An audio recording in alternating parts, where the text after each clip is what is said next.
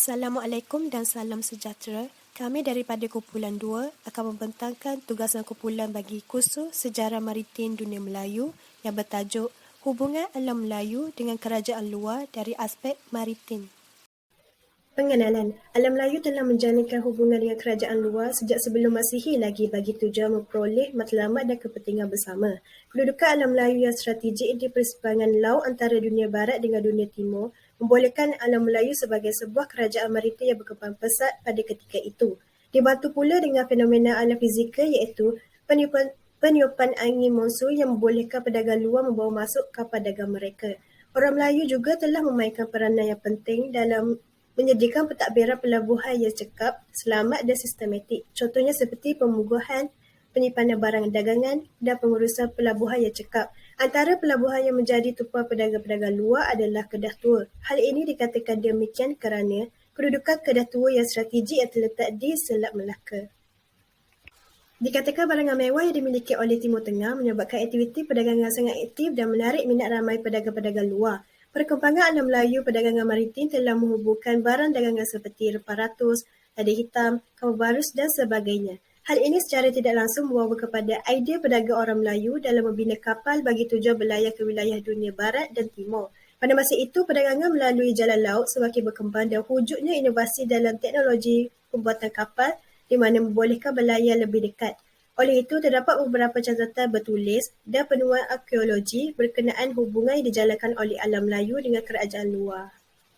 Pertama sekali adalah Kerajaan Kesultanan Melayu Melaka dengan Kerajaan RQ.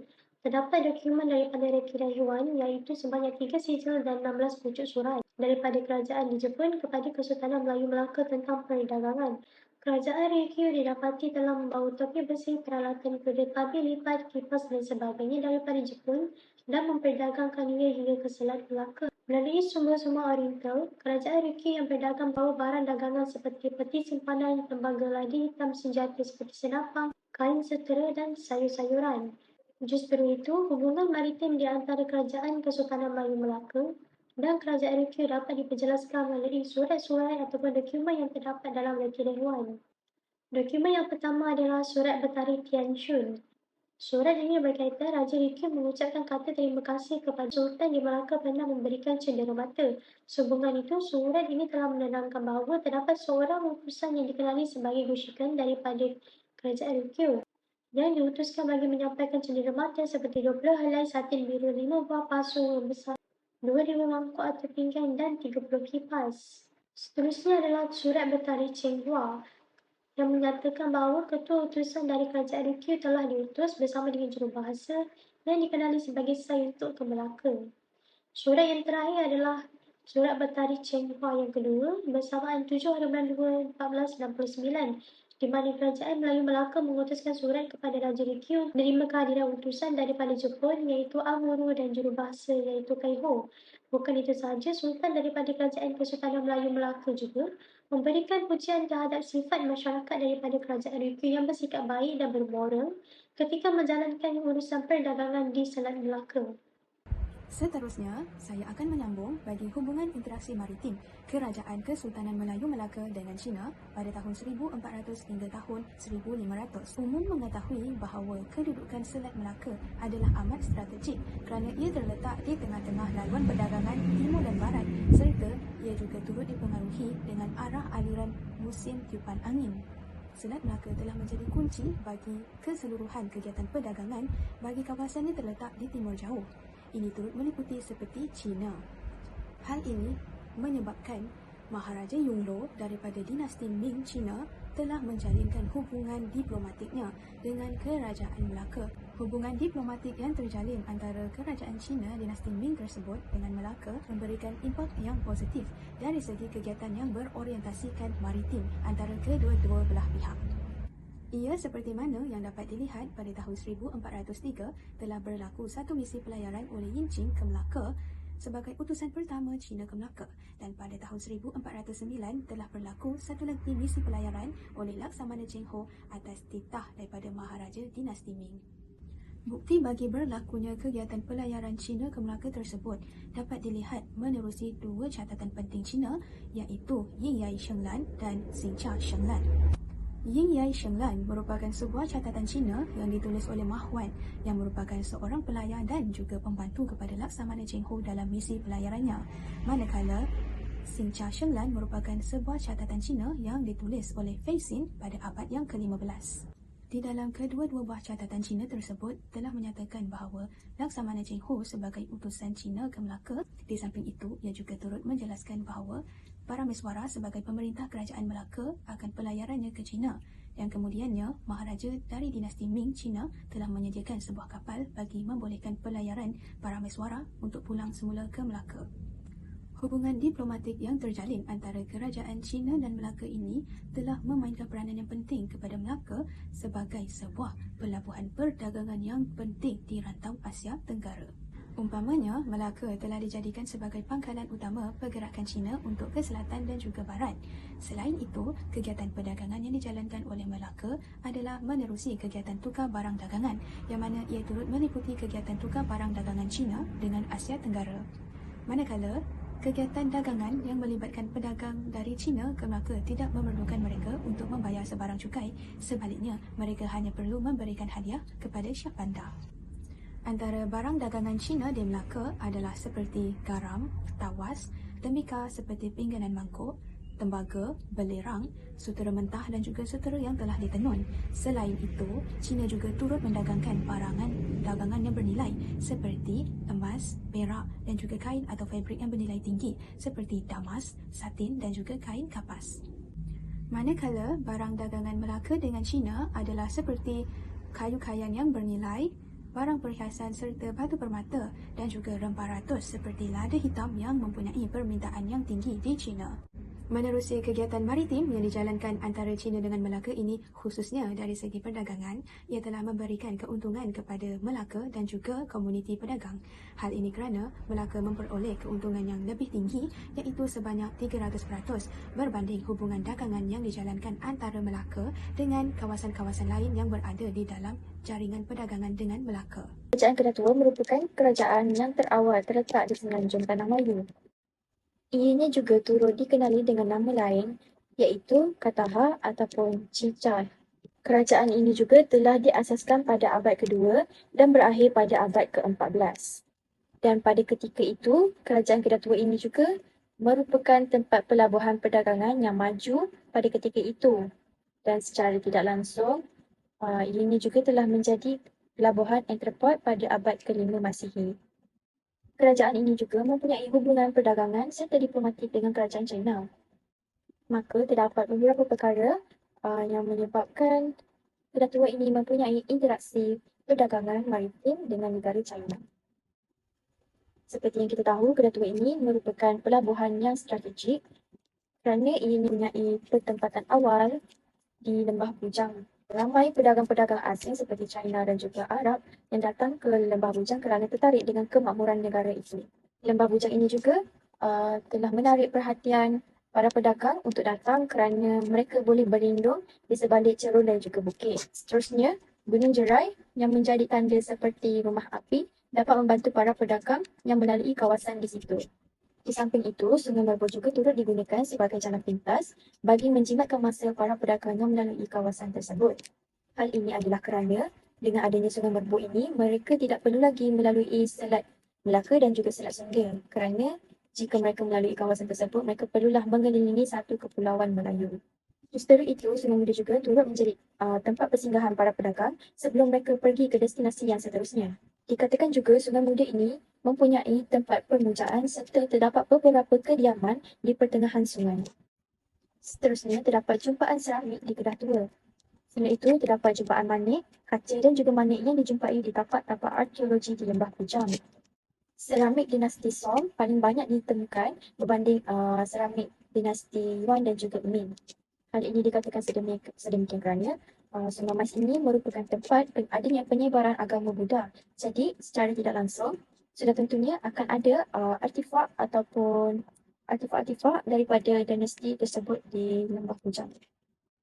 Contoh lainnya, terdapat juga jumpaan monumen, artifak serta inskripsi yang mempunyai pengaruh Buddha di kawasan tersebut. Jenis-jenis seramik yang telah dijumpai adalah seperti porselin, tembikar batu dan juga celadon. Dapat dipastikan juga seramik-seramik ini telah digunakan oleh orang terdahulu sebagai alat pertukaran. Dalam waktu yang sama, seramik-seramik ini juga telah digunakan oleh orang yang mempunyai kedudukan yang tinggi dalam masyarakat dan mereka telah menggunakannya sebagai alat pertukaran dengan barangan tempatan. Oleh itu, dengan adanya jumpaan-jumpaan seperti ini di Kedah Tua, maka terdapatnya hubungan diplomatik serta perdagangan yang telah berlaku di antara Kedah Tua dan juga kerajaan China. Seterusnya, saya akan membentangkan berkenaan dengan hubungan antara India dan Kedah Tua sekitar 2 hingga 13 Masihi. Pada sekitar 2 Masihi, masyarakat di Kepulauan Melayu berada pada zaman Neolitik akhir. Lokasi Kedah Tua sangat strategik dan merupakan salah satu pelabuhan interport. Lokasi dan keberadaan pelabuhan Kedah Tua dipercayai terletak di pintu Selat Melaka serta Teluk Bengal dan pantai timur India. Ia juga merupakan kawasan singgah pedagang India akibat angin monsun. Hubungan India dan Kedah Tua dari segi maritim boleh dibuktikan kepada 2 sumber iaitu sumber rekod bertulis dan sumber arkeologi. Bagi sumber bertulis berdasarkan karya penulisan terbahagi kepada 2, karya penulisan Tamil dan karya penulisan Sanskrit. Bagi karya penulisan Tamil, karya pertama merupakan Patinapalai yang dihasilkan oleh Uru Tiraganar pada sekitar tahun 190 hingga 200 Masihi. Di dalam karya ini terdapat satu petikan ayat iaitu barang-barang daripada Kazhagam yang menerangkan Kazhagam itu ialah Kedah Tua dan barang-barang itu merujuk kepada komoditi besi. Karya seterusnya ialah Sila Padikaram yang dihasilkan oleh Yakovatikal pada hujung zaman Sanggam. Ia menyaksikan pembuktian kapal-kapal yang membawa rempah ratus dari Kedah Tua ke Madurai, iaitu salah satu penempatan di India. Rempah ratus yang dibawa masuk ke Madurai adalah bunga cengkeh, lada hitam dan kayu aloy. Di dalam penulisan ini, kayu aloy dipercayai berasal daripada Kedah. Seterusnya merupakan rekod bertulis daripada karya Sanskrit iaitu Kata Sarit Sagara yang ditulis pada kurun ke-8 hingga kurun ke-11 Masihi. Di dalam karya ini, Kedah Tua dipanggil sebagai Kataha Vipa. Kedah Tua mempunyai hubungan pelayaran dengan kota Tamralipti yang terletak di sekitar Teluk Bengal. Dalam karya ini, Kedah Tua mempunyai hubungan maritim iaitu dari segi kapal dan pelayaran dengan India. Selain itu juga, rekod bertulis boleh dibuktikan melalui prasasti. Prasasti merupakan dokumen rasmi yang hanya boleh dikeluarkan oleh pemerintah. Dokumen ini merupakan dokumen berkredibiliti tinggi yang diberikan sebagai tanda peringatan dan tanda penghormatan. Prasasti di Kedah Tua dikeluarkan oleh raja dari kerajaan Chola hasil daripada hubungan politik dan ekonomi. Terdapat 4 jenis prasasti di Kedah Tua. Yang pertama ialah kepingan gangsa lidin besar yang dikeluarkan oleh raja-raja pada 1006 Masihi. Yang kedua, kepingan gangsa lidin kecil dikeluarkan oleh Raja Kulotungga pada tahun 1090 Masihi. Yang ketiga, prasasti Tanjore yang dikeluarkan oleh Raja Rajendra pada tahun 1031 Masihi. Dan yang keempat ialah prasasti Sengkat Virajendra dikeluarkan pada sekitar 1068 Masihi. Di samping itu juga, hubungan India dan Kedah Tua boleh dilihat melalui sumber arkeologi. Penemuan arkeologi ini ditemuai di Lembah Bujang di dalam bentuk candi, arca, prasasti dan monumen. Pedagang meninggalkan tinggalan tersebut secara langsung dan tidak langsung. Sebagai contoh, mereka membawa masuk barangan daripada India untuk dijual sebagai salah satu hasil perdagangan mereka. Lokasi penemuan arca-arca tersebut ditemui di pesisiran pantai dan lembah sungai dan memperlihat hasil kesenian daripada India. Interaksi Johor Riau dengan kerajaan luar dalam konteks maritim 1500 sehingga 1824. Munculnya kerajaan Johor Riau ini selepas berlakunya kejatuhan kerajaan Melaka dan merupakan kesinambungan kerajaan Sriwijaya. Kehebatan yang dimiliki oleh Melaka sebelum ini telah memberikan kelebihan kepada kerajaan Johor. Tambahan pula, Kerajaan Johor mempunyai pelabuhan yang terbahagi kepada dua, iaitu sepanjang Sungai Johor, Kota Johor Lama serta Pancor dan di kawasan Riau. 4.1. Hubungan Johor Riau dengan Aceh dan Portugis 1564 sehingga 1641. Sejak abad pertama lagi, beberapa kerajaan Melayu muncul dan memperluaskan kuasa masing-masing seperti Kerajaan Funan, Champa, Majapahit, Sriwijaya, Melaka dan banyak lagi. Setiap daripada kerajaan yang terbentuk ini mempamerkan kekuasaannya melalui perluasan empayar, hubungan diplomatik, hubungan perdagangan, perkembangan agama dan kehebatan sistem politik. Apabila Kerajaan Johor telah diasaskan pada tahun 1528, perairan Selat Melaka menjadi saksi berlakunya persaingan antara tiga kuasa, iaitu Johor, Aceh dan Portugis yang bertapak di Melaka. Persaingan ini digelar sebagai perang tiga segi. Interaksi Johor Riau dengan Kerajaan Aceh dari segi maritim lebih cenderung kepada ekonomi dan politik. Aceh telah beberapa kali melancarkan serangan ke atas Johor atas tujuan melumpuhkan kekuasaan ekonomi dan politik Johor.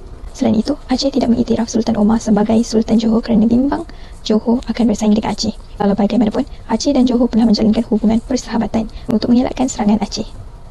Perkara ini tidak disenangi oleh Portugis. Maka Johor diserang Portugis tetapi gagal. Oleh itu, perkara ini telah menjadikan hubungan Aceh dan Johor Riau semakin erat apabila Aceh bersetuju memberikan bantuan kepada Johor menentang Portugis. 4.2. Hubungan Johor Riau dengan Belanda dan British 1687 sehingga 1819. Banyak sumber yang berkaitan dengan Johor Riau yang dicatatkan oleh Belanda. Hubungan Johor Riau dan Belanda mula terjalin pada tahun 1639 apabila termaterinya perjanjian Johor-Belanda kerana kepercayaan Belanda terhadap kekuatan kuasa Melayu. Pelabuhan-pelabuhan di Johor menjadi pusat aktiviti ekonomi, maritim dan perdagangan rempah. Hasil bumi terutama rempah dan hasil hutan dari kawasan naungannya dikumpul di pelabuhan Johor. Bagi mengukuhkan statusnya sebagai pusat ekonomi serantau, hubungan dengan kuasa barat terutamanya Belanda dan British telah dibuat. Melalui laporan Belanda, pada tahun 1687, kebanyakan sungai-sungai di Pelabuhan Riau sibuk dengan kapal-kapal dagang. Antara barang yang diperdagangkan termasuk biji timah, kain dan ladi hitam. Kuasa barat yang sememangnya cemburu akan kemajuan yang dicapai oleh Kerajaan Johor Riau sehabis mungkin cuba untuk menjatuhkan kerajaan ini melalui aspek perdagangan dan peperangan. Kesimpulannya, jelaslah bahawa bukti-bukti melalui catatan bertulis menunjukkan alam Melayu menjadi kawasan tumpuan orang luar pada ketika dahulu. Kesan daripada hubungan tersebut telah membawa kepada pembangunan dan kegemilangan ekonomi maritim di alam Melayu. Kedudukan yang strategik di pelabuhan Kedah Tua dan Melaka telah memberikan banyak kebaikan kepada alam Melayu sebagai pusat perdagangan dunia. Hubungan diplomatik yang terbentuk ini jelas memberikan impak yang positif kepada mana-mana kerajaan yang terlibat. Oleh itu, peradaban maritim Melayu berjaya membangun dengan sendirinya hasil daripada pentadbiran yang tersusun hingga membolehkan kerajaan tersebut berkembang dengan pesat.